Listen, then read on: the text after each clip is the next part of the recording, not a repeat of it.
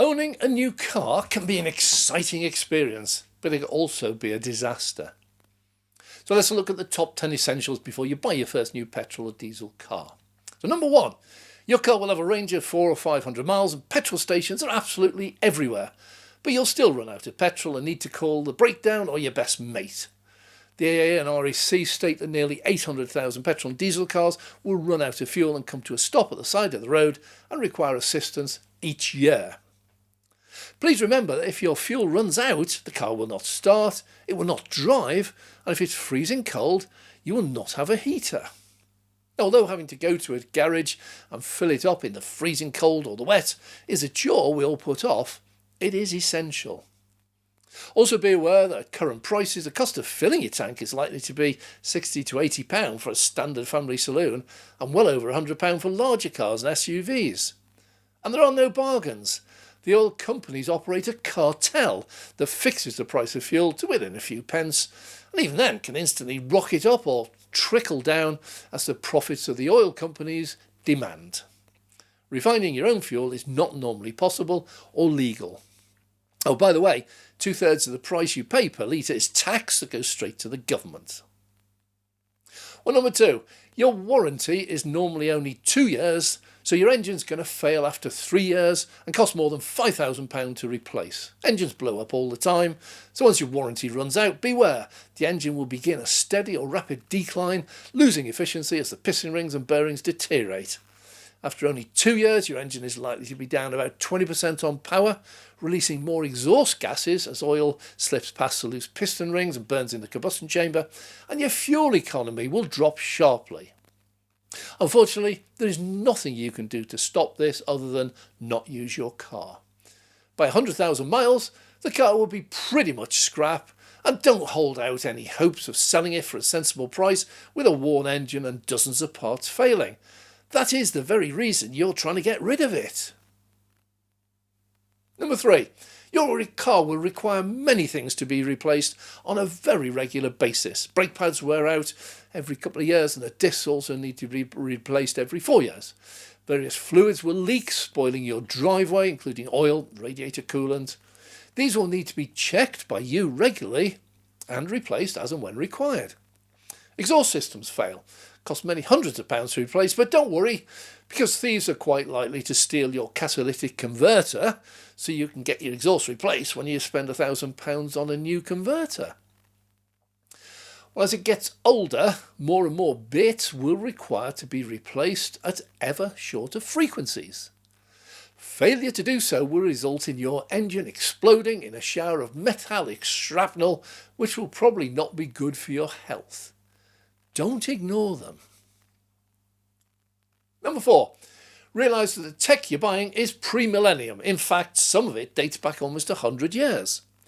Well, while those 100 years have been used to improve the quality of the construction, the internal combustion engine remains grossly inefficient, managing only about 20 to 30% efficiency in moving your car.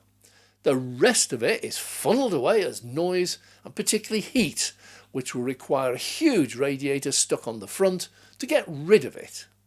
But all is not lost. A tiny fraction of that can be siphoned off to heat the inside of your car. Now, inside, all the controls are likely to be manual, including engine starting, headlights, wipers, gears, clutch, handbrake, steering, seat position. You'll have a myriad of buttons, levers, wheels, switches to operate while driving, and in a BMW 5 Series I drove recently, this could amount to more than 90. These controls will wear out over time and they will need to be replaced. Number 5. The fuel tank will have the same amount of fuel in it each morning when you wake up as was there the night before. You cannot fill up your fuel tank overnight while you sleep like your EV neighbour can fill his battery. You do need to drive to a garage. Now, a visit to a filling station is usually a fairly quick trip, 10 or 15 minutes, but will require you to stand there for around 5 minutes holding the nozzle. During this, you'll be exposed to various noxious fumes that are not good for your health. See number 10. Although you will have a canopy overhead, if there's a wind and some rain, it's far less effective and you will get cold and often wet. Number 6. When you go out to your car in the winter, it'll be freezing inside with the windscreen iced and the windows frozen over, possibly even your door locks. In summer, when you go out, it'll be boiling hot. So in the winter, make sure you've got thermal gloves and a good thick jacket.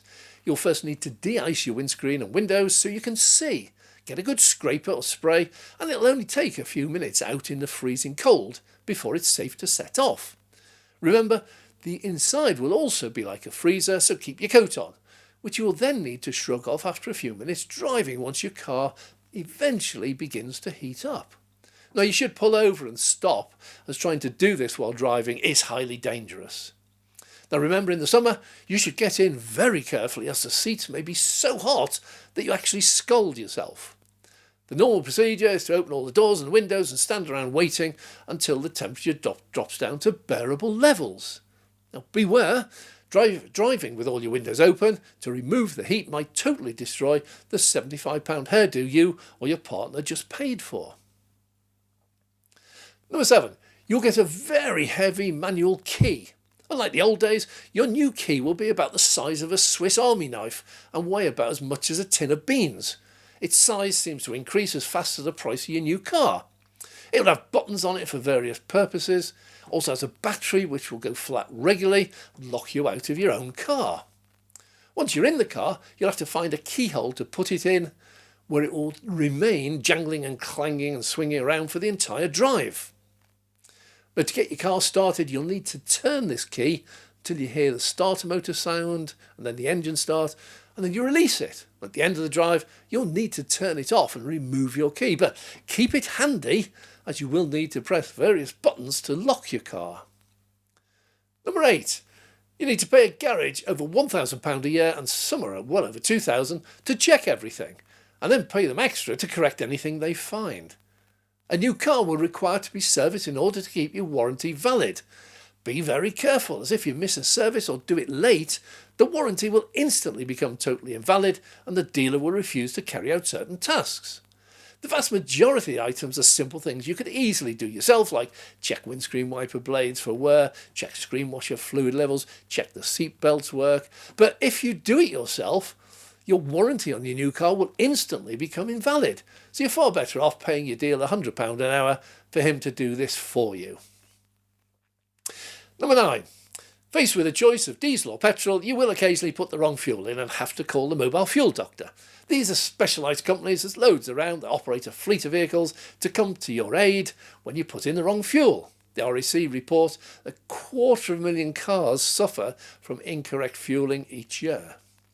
There are also fleets of breakdown trucks handily waiting on standby to come and fetch you if you actually set off driving with the wrong fuel in your tank. It can become terminal very quickly and will certainly invalidate your warranty. You'll therefore be faced with having to make the right choice every time you fill up. Remember, one slip of concentration can destroy your engine permanently. Number 10. Your car will depreciate at a phenomenal rate starting the second you drive it off the forecourt.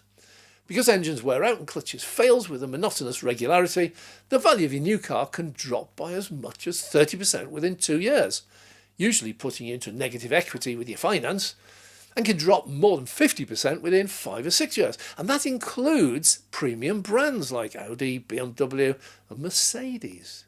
Finally, when you do decide to replace it, it'll be worth nothing like you were hoping to get when you try to part exchange it. Well, after all this, if you do buy one, remember the added bonus, your health. Your senses and physical health will be attacked every time you use your new car.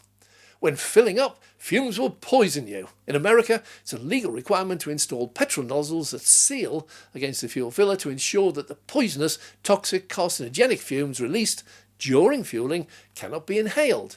Well, luckily in the UK, such technology is not required. Each tankful will top your car up but cut down your life expectancy. Likewise, when driving, the exhaust fumes will kill you slowly. When stationary, those same fumes can reach levels at which there's a real and immediate risk of serious danger, damage, and could kill you quite quickly. But don't worry, because modern cars spontaneously ignite in a flaming fireball with a terrible frequency. A highly flammable liquid trapped inside a metal case is usually more commonly known as a bomb. If you're caught inside such a fireball, then the fumes and gases this releases will probably be the last thing on your mind. Well, anything, ever. Well, enjoy your new internal combustion engine car. I'm Dave.